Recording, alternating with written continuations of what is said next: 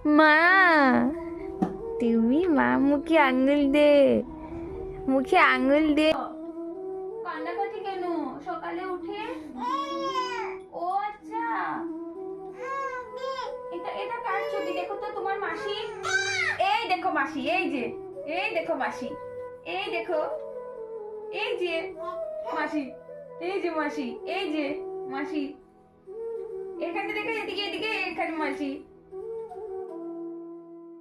Hello বন্ধুরা, সমৃদ্ধি এদিকে ঘুমোচ্ছে আর দেখো আমার যা সুন্দর একটা গোলা রুটি। এই যে এত সুন্দর গোলা রুটি, তোমরা কখনো খেয়েছো? আমার তো এত ভালো লাগে চায়ের সঙ্গে। দেখো, দেখে লোভ লাগছে না? আমারও খুব ভালো লাগে গোলা রুটি খেতে। আর আজকে কিন্তু নর্মাল রুটিটা খেতে একদম ভালো লাগছিল না, তাই জন্য মা দেখি গোলা রুটি করলে আর আমিও খুশি হয়ে গেছিলাম। নাহলে আমি মাকে অনেকটা বকা দিই, বলি যে তুমি ঘুম থেকে উঠে এসব করবে না, এসব ছেড়ে দাও।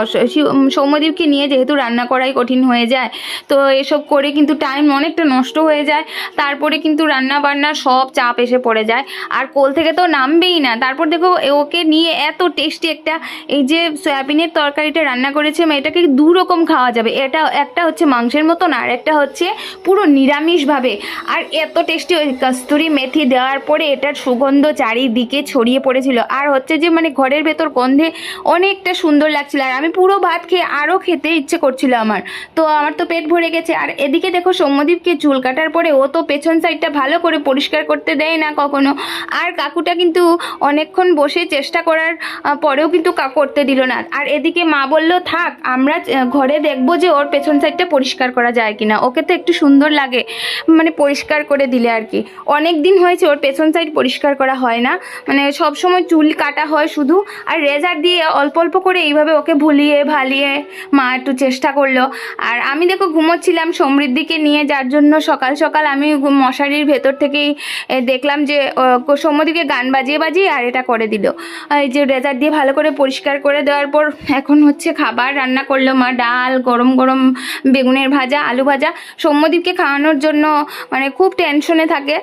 আর মা জানো তো বলে সবসময় আমার কোনো টেনশন নেই, আমার কোনো টেনশন হয় না, আমি ওকে মানে রান্না করে দিতে ভালোবাসি, ওকে খাওয়াতেও।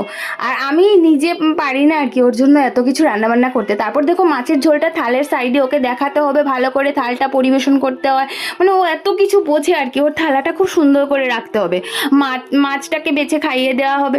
আর ও একই জিনিস কিন্তু মাছের ঝোল হোক আবার মাংস হোক, ও একই জিনিস বারবার খেতে পছন্দ করে না।